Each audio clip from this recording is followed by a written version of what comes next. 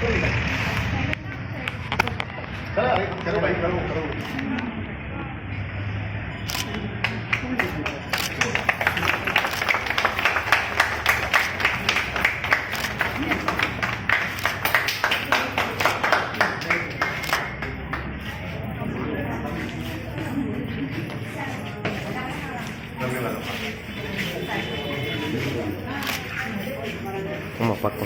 So ఇప్పుడు ఇక్కడ supervisor ఎప్పుడు లీడర్ ఎవరు మేబీ సో నేను ఏం చేశాను ఈరోజు ఇప్పుడు కమిషనర్ జీవీఎంసీతో మాట్లాడాను. ముఖ్యంగా జీవీఎంసీ వాళ్ళు ప్లాస్టిక్ బ్యాగ్ పెట్టారు, వాళ్ళకి చాలా రిక్వైర్మెంట్స్. అండ్ సో నేను మీకు ఒక నంబర్ ఇస్తాను, కాంట్రాక్టర్ అతను పేరు మణికంఠ గుప్తా ఇచ్చే. వాళ్ళు ఏం చేస్తారు, 10,000 ప్యాకెట్స్ ప్రతిరోజు తయారు చేస్తారు. అంటే షూ అక్షరపత్ర వాటికి వాళ్ళకు టైఅప్ చేస్తే వాళ్ళకి వాళ్ళు మన నుంచి ప్రోడక్ట్ తీసుకుంటే ఆటోమేటిక్గా ఇది హిట్ అయిపోతుంది. సరే సపోజ్ ఇప్పుడు సపోజ్ అమ్మ ఒక 20 చేశారు. సో 20 అంటే ఒక ప్లేట్కి ఎంత ఉంటుంది? అసలు పుట్టినందుకు వాళ్ళకి మేము 10 రూపాయలు ఇస్తాం సార్. అంటే మెటీరియల్ అంటే మేమే చేసుకుంటాం కాబట్టి ఇచ్చి అది మాత్రం ఓకే. సో సపోజ్ 100 తీస్తే 50 రూపాయలు ఇస్తారు. 50 రూపాయలు ఎట్లా ఇస్తారు? 50 రూపాయలు ఎట్లా ఇస్తారు? నెలకి ఇస్తారు. నెలకి ఇస్తారు. ఆ నెలకి ఎట్లా ఇస్తారు? క్యాష్ ఇస్తారు, బ్యాంక్లో పేమెంట్ చేస్తారు, ఎట్లా చేస్తారు? వాళ్ళకి జీతం వేరే పే చేస్తారు, అకౌంట్ పే చేస్తారు, అకౌంట్లో చేస్తారు.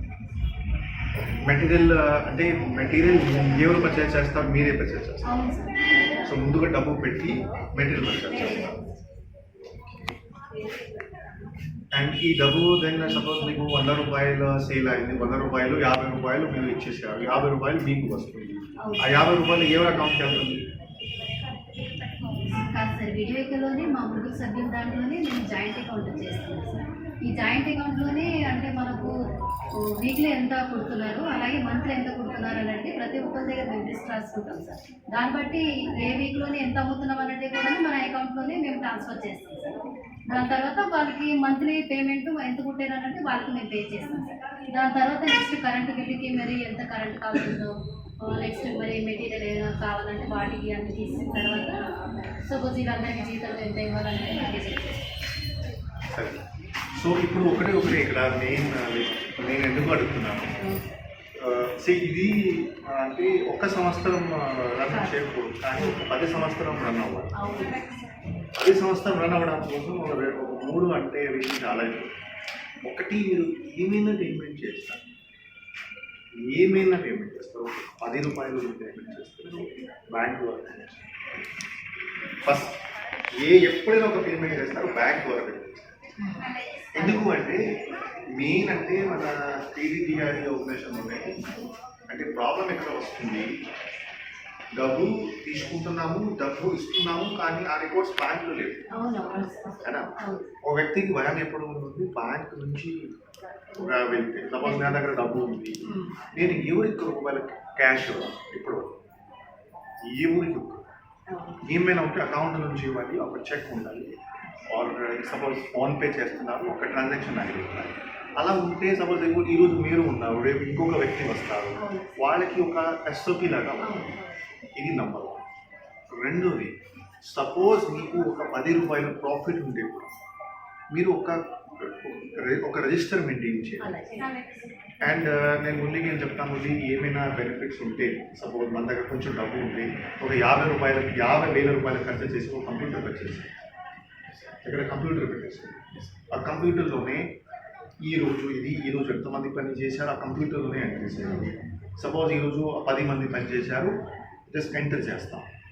ठीक है ఎంటర్ చేసేసి వాళ్ళు 50 కొట్టారు 70 కొట్టారు 80 కొట్టారు 100 కొట్టారు వాళ్ళకి ఎంత డబ్బు బకాయా ఉంది మెటీరియల్కి ఇది కొట్టాము ఒక వ్యక్తి వచ్చారు ఒక వ్యక్తి తీసుకుని వెళ్ళారు అక్కడ నుంచి ఒక 2000 రావాలి మొత్తం కంప్యూటర్లోనే రాసేస్తాం అలా చేసేస్తే సో ఫస్ట్ అంటే ఖచ్చితంగా అంత ఆన్లైన్ ట్రాన్సాక్షన్ కానీ, రెండు అంటే కంప్యూటర్లోనే డేటా ఎంట్రీ చేసేస్తే ఓ రిజిస్టర్ కూడా మెయింటైన్ చేసేస్తే మీకు రికార్డ్ ఉంటుంది. రికార్డ్ మన అందరికీ తెలుసు. ఇప్పుడు మూడవది ఇంకా చాలా ఇంపార్టెంట్. ఇప్పుడు ఈరోజు పాడేరులో నుంచి చూస్తే చాలామంది హోటల్స్ ఉన్నాయి, చాలామంది హోటల్స్ ఉన్నాయి, చాలా అందరికీ ఇది కావాలి. నేను కూడా నా తరపు నుంచి వైజాగ్ ట్రై చేస్తాను, టెంపుల్స్ ట్రై చేస్తాను, ఒక కాంట్రాక్టర్ కూడా ట్రై చేస్తాను. ఖచ్చితంగా వాళ్ళ మీద ఫామ్ ఇస్తాను. సో మీరు కూడా ఒక 4-5 మందికి ఫామ్ చేసేసి ఒక ప్యాంప్లెట్ తయారు చేయండి. ఎలా హైజీనిక్ ఆర్గానిక్ ప్లాస్టిక్ లేకుండా తయారు చేస్తున్నాము, ఇది ప్రైస్ ఖచ్చితంగా చేయాలి.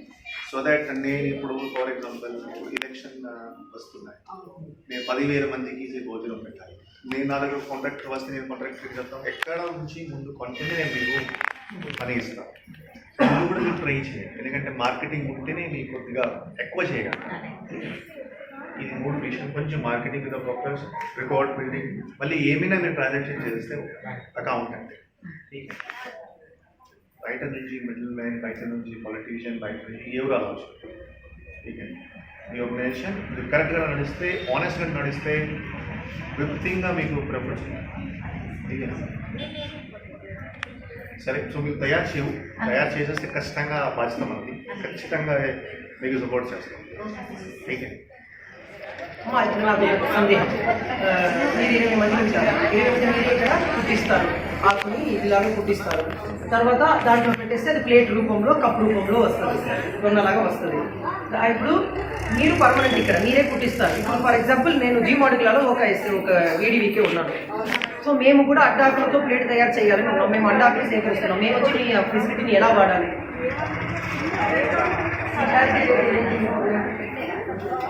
అక్కడ ఆకులు ఉన్నాయి, అటు వచ్చి ఇక్కడ కుడదాం అనుకుంటే మీరు ఎలా వాళ్ళకి ఇస్తారు? మీరు కుట్టిస్తారా? మేము ఒక 4 కుట్టేసి ఇచ్చేమంటే మా వాళ్ళ చేత నేను కుట్టేసి వాళ్ళకి ఇస్తాం సార్. ఒక ఆకు కుట్టడానికి ఎంత? ఒక ఆకు కుట్టడానికి మా దగ్గర వర్క్ చేసినట్లయితే సో దిస్ ఇస్ సెంటర్, ఇది ఒక స్మాల్ స్కేల్ ఇండస్ట్రీ లాగా, ఒక పరిశ్రమ లాగా. సో మీరేం చేయాలంటే ప్రతి ఇది ముడి చేయాలి. ముడి ఏం చేయాలంటే ప్రతి అడ్డాకు ఇలాంటి మిషన్స్ ప్రతి ఒక్కరి దగ్గర ఉండదు కదా, ఉండదా? సో మనం ఏం చేద్దామంటే వాళ్ళకి మనం ఒక లింక్ చేయాలి. వాళ్ళని మొత్తం ఎన్ని వీడివికేలు ఉన్నాయి అడ్డాకు, 45 వీడివికేని ఈ ఒకటో లింక్ చేసేసి అడ్డాకులు సీజన్ ఏమిటి అమ్మా, ఎప్పుడు వస్తుంది ఆకు? మిగిలిన సమయంలో మనం కలెక్ట్ చేసుకొని ఉంచుకోవచ్చా?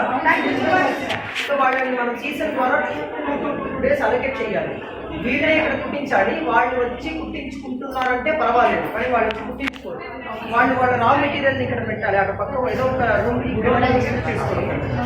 గుడౌన్ లాగా యూజ్ చేసుకొని వీళ్ళ ద్వారా వాళ్ళు కుట్టించాలి. సో వాళ్ళ నుంచి మీరు సేల్స్ ప్లాన్ చేయకపోతే సరిగా మిషన్స్ పెట్టడం పెద్ద పని కాదు, వీళ్ళు 20 మంది ఉండడం పెద్ద పని కాదు, బిల్డింగ్ డెలివర్ చేయడం పెద్ద పని కాదు.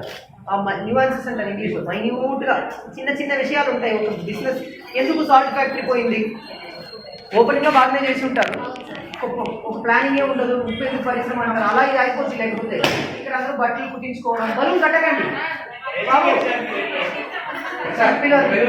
బెలూన్ వద్దు, బలూన్ వద్దయ్యా, అది ఎండ తగిలితే చేరిపోతుంది. ఒకరోజు ఇది కూడా మనం మూసేస్తాం, అలా ఉండకూడదు. ఇక్కడ టైలరింగ్ షాప్ మొదలు పెడతారు, బ్లౌజ్ బిట్ కొట్టుతారు, అర్థం చేయకూడదు.